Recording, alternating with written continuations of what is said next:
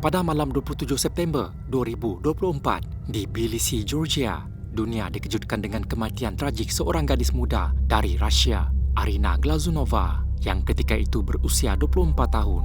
Dilahirkan pada 13 Februari tahun 2000 di Moskow, Glazunova bekerja dalam bidang media sosial dan pemasaran digital, serta dikenali sebagai seorang pempengaruh aktif yang gemar berkongsi pelbagai kandungan di platform media sosialnya. Beberapa hari sebelum tragedi berlaku, Glazunova berkunjung ke Tbilisi, Georgia untuk melawat rakan-rakannya. Pada malam 27 September 2024, kira-kira jam 2.30 pagi, dia berjalan bersama seorang rakan di First Republic Square, kawasan pusat bandar Tbilisi. Dalam rakaman itu, Glazunova dilihat memegang kamera sambil berjalan ke belakang, merakam rakannya yang sedang menari di hadapannya. Segalanya tampak normal, sementara dia menikmati suasana malam yang tenang di pusat bandar Tbilisi. Terbawa-bawa dengan keseronokan malam itu, mereka tidak menyadari bahaya yang semakin menghampiri. Di belakang Glazunova, terdapat sebuah pintu masuk laluan bawah tanah dengan pagar dinding hanya setinggi kira-kira 30 hingga 35 cm yang dianggap sangat rendah dan tidak mencukupi sebagai perlindungan keselamatan. Rakannya yang masih ketawa dan menyanyi juga gagal menyadari bahaya tersebut tepat pada masanya.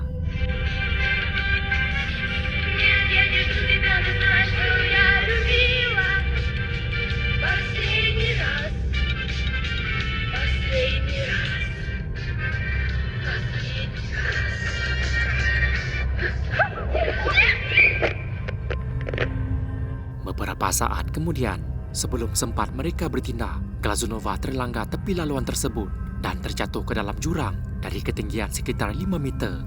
Keseluruhan kejadian berlaku dalam beberapa saat saja. Pasukan kecemasan tiba dengan pantas selepas panggilan dibuat, namun usaha mereka gagal menyelamatkan Glazunova. Kecederaan yang dialaminya sangat kritikal dan dia disahkan meninggal dunia pada hari yang sama. Kejatuhan tersebut mengakibatkan kecederaan serius, termasuk patah pangkal tengkorak dan kecederaan pada leher. Apa yang lebih menyayat hati, sebelum tragedi itu berlaku, Glazunova sedang merakam dirinya menyanyikan lagu berjudul For the Last Time atau Saat Terakhir, seolah-olah memberi petanda tentang apa yang bakal menimpa dirinya. Tragedi ini mencetuskan perbincangan hangat dan kritikan terhadap reka bentuk infrastruktur di lokasi kejadian, terutamanya mengenai ketinggian dinding pembatas, tahap pencahayaan, serta keselamatan laluan pejalan kaki di kawasan tersebut. Memandangkan tepi laluan ketika itu hanya setinggi kira-kira 30 sehingga 35 cm, satu ketinggian yang dianggap tidak mencukupi untuk mencegah kemalangan serupa pada masa hadapan. Ibu bapa Glazunova telah melakukan perjalanan ke Georgia bagi membawa pulang jenazah anak mereka untuk dikebumikan di Moskow. Tragedi ini menjadi peringatan pahit bahawa kadang-kadang satu kesilapan kecil dalam rekaan atau keputusan manusia sudah cukup untuk menjadi punca kepada tragedi yang merenggut nyawa.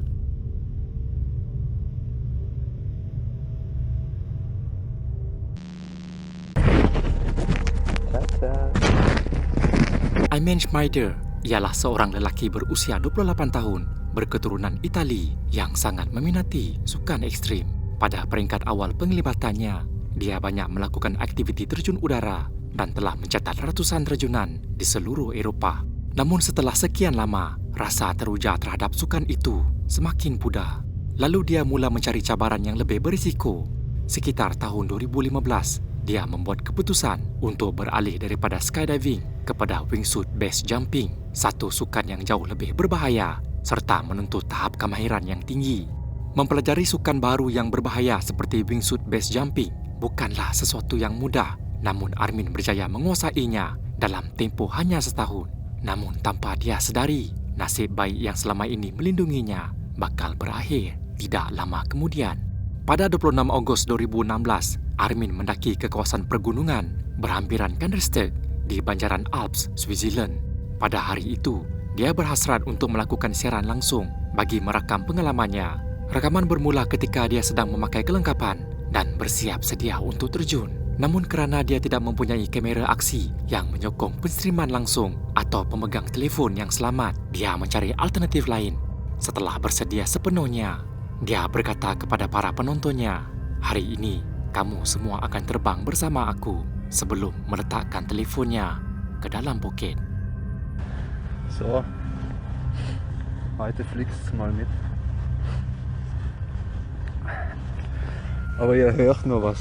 Ich stecke euch ein.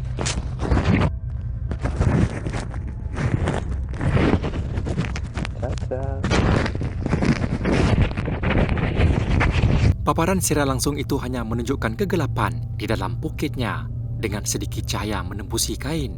Namun audio masih kedengaran jelas. Penonton dapat mendengar dia mengira detik sebelum melakukan terjunan. Schön weit.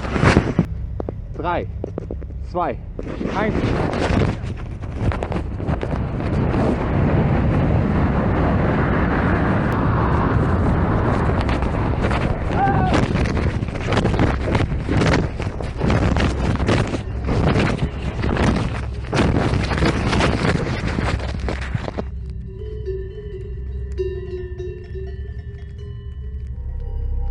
Segalanya kelihatan sempurna pada awalnya. Namun kira-kira 20 saat selepas itu, telefon tersebut merakam bunyi jeritan Armin disusuli hentaman kuat ke tebing gunung. Sebelum kedengaran bunyi tubuhnya bergolek laju menuruni cerun yang curam, tubuh Armin akhirnya tercampak ke sebuah padang ternakan lembu. Pada saat itu, rakaman siaran menjadi sunyi sepenuhnya. Penontonnya yang menyedari ada sesuatu yang tidak kena segera menghubungi pihak berkuasa. Pasukan penyelamat mengambil masa beberapa jam untuk menemuinya. Malangnya apabila mereka tiba di lokasi, semuanya sudah terlambat. Armin disahkan meninggal dunia akibat kecederaan parah yang dialaminya. Pihak berkuasa Switzerland tidak pernah mengumumkan punca sebenar kematiannya, sama ada disebabkan kegagalan peralatan atau kesilapan semasa mengawal wingsuit. Namun rakaman tersebut kekal menjadi antara siaran langsung paling tragis dalam sejarah sukan ekstrim.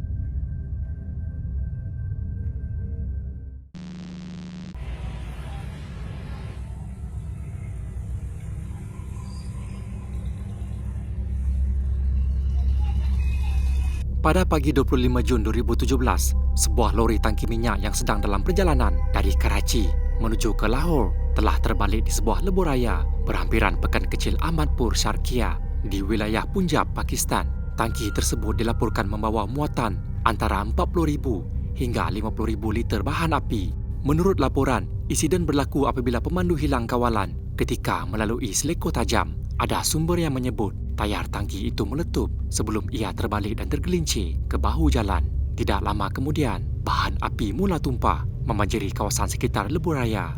Penduduk kampung yang berhampiran yang menyedari kejadian itu segera bergegas ke lokasi. Sebahagian daripada mereka membawa bekas air, baldi dan botol plastik untuk mengumpul minyak yang tumpah. Suasana pada ketika itu berlaku tanpa sebarang kawalan keselamatan.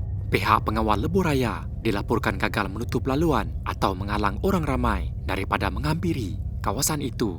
Tanpa mereka sedari, bahan api yang berhamburan di atas jalan itu sangat mudah terbakar dan berisiko tinggi menyebabkan letupan. Namun, secara tiba-tiba,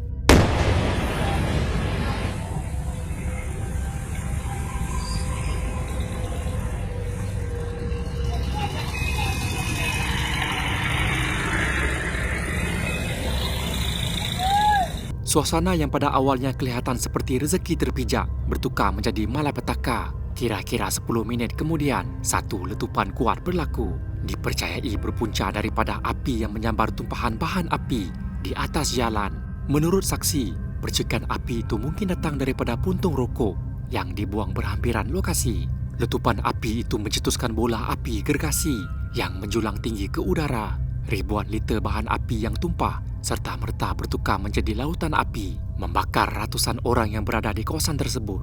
Suhu panas yang terhasil amat tinggi, sehingga beberapa kenderaan dan motosikal di sekitar turut meletup dan terbakar. Laporan menyebut lebih 150 orang terbunuh di tempat kejadian, manakala lebih 100 lagi cedera parah akibat melecur. Namun angka tersebut meningkat dalam beberapa hari berikutnya apabila ramai mangsa meninggal dunia di hospital. Kebanyakan mangsa terdiri daripada penduduk kampung yang datang untuk mengutip bahan api. Ramai antara mereka terbakar sepenuhnya, menyebabkan proses pengecaman mayat menjadi sukar. Beberapa laporan menyebut bahawa pihak berkuasa terpaksa menggunakan ujian DNA untuk mengenal pasti mangsa. Siasatan rasmi mendapati terdapat unsur kecuaian dalam pengendalian kenderaan tangki dan dokumentasi keselamatan didapati mengandungi penipuan Selain itu, tindakan pihak berkuasa lebuhraya yang gagal mengawal lokasi kejadian turut dikritik sebagai faktor penyumbang kepada jumlah korban yang tinggi.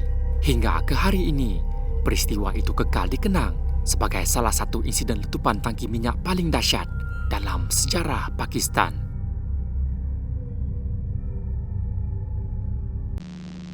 Pada pagi 23 Februari 2018, sebuah kawasan kejiranan di Northwest Dallas, Texas telah dikejutkan dengan satu letupan gas asli yang berpunca daripada kebocoran pada saluran pipe gas bawah tanah. Kejadian itu merenggut 9 nyawa, termasuk seorang kanak-kanak perempuan berusia 12 tahun bernama Linda Michelita Rogers. Pada pagi sebelum kejadian, Michelita sempat merekam video menggunakan iPhone miliknya ketika dia sedang bersiap-siap untuk pertandingan sorak yang bakal disertainya.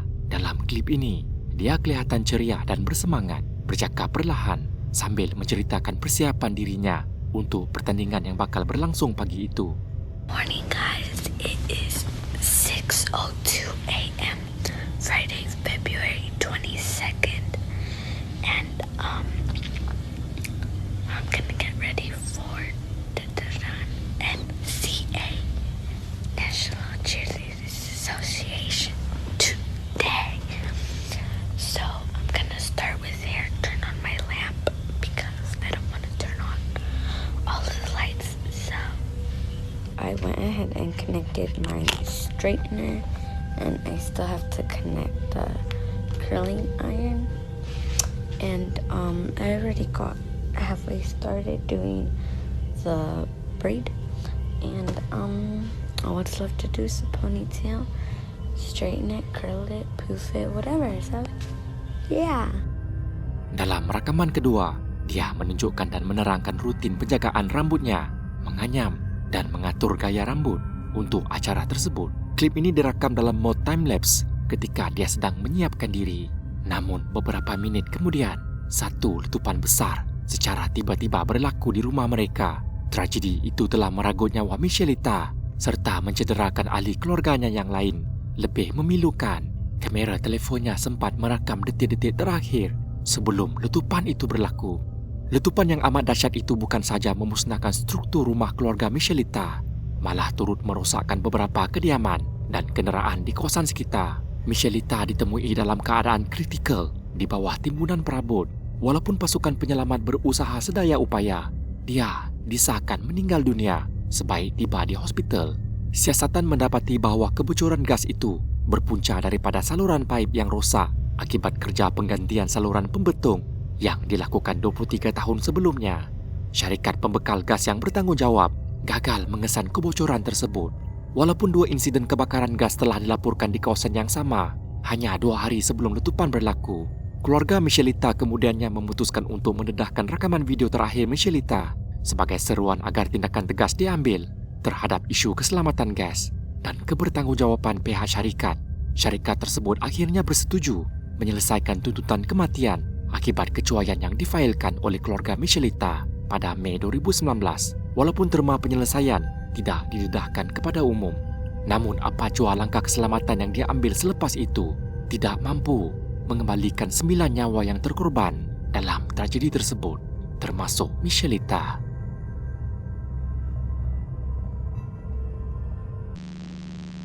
Hey, what is everybody getting? Did I see? No.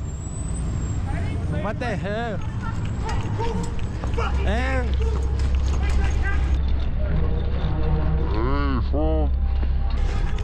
Rekaman seterusnya memperlihatkan detik mencemaskan apabila sebuah kamera GoPro merakam saat seorang lelaki hampir diserang dan dirompak ketika bertemu dengan individu yang kononnya ingin membeli basikal miliknya. Rekaman ini direkam oleh Juan Francisco, seorang YouTuber berbahasa Sepanyol dari Meksiko yang mempunyai hampir 3 juta pengikut di saluran YouTube. Pada hari kejadian, Francisco telah mengiklankan basikal BMX miliknya untuk dijual di Facebook Marketplace dan mengatur pertemuan dengan seorang wanita muda yang mendakwa berminat untuk membelinya. Kedua-duanya telah membuat temu janji untuk bertemu di sebuah stesen minyak di Guadalajara, kawasan awam yang pada mulanya disangkakan lebih selamat oleh Francisco. Namun sebaik rundingan jual beli bermula, naluri Francisco mula merasakan sesuatu yang tidak kena apabila kesedarannya terhadap persekitaran mula memberi amaran. Beberapa orang lelaki yang mencurigakan dilihat berlega-lega di sekitar kawasan tersebut, dan ketika itulah Francisco mula menyedari bahawa gadis itu sebenarnya tidak datang berseorangan. Que es esa la chava la cual puede ser. Hello, how do you bike? Yeah, What kind of bike is it? yeah, it's this one. I see.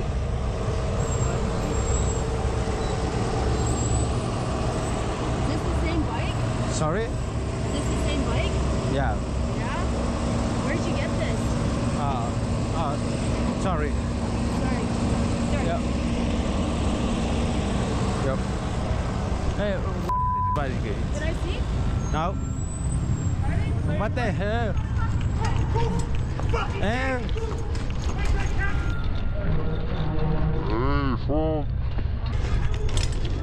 Les dije.